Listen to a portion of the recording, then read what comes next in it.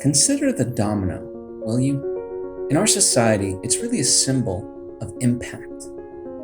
We like to showcase it and use it as a metaphor. It shows that when many people get together, change can happen.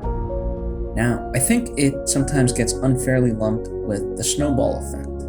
And I say unfairly because the snowball effect, sure, it starts off small and builds and builds. However, the domino, when you consider it, is fundamentally different.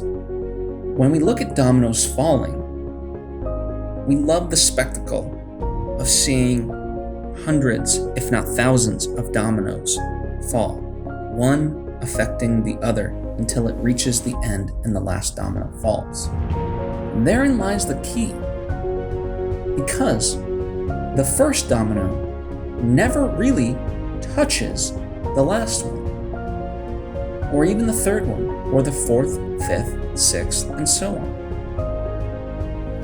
Each domino is only concerned with the domino in front of it.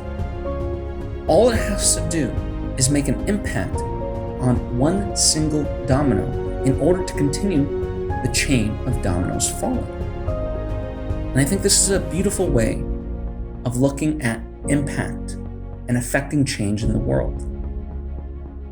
Too often we get overwhelmed, thinking that we, as the first domino, must also affect the 100th domino, when that is not the case.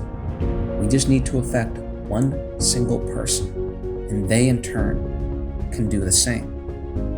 So it is fundamentally different than the snowball effect. And what it highlights is that you can make a big impact through a very small action. And that is why I want you to consider the domino.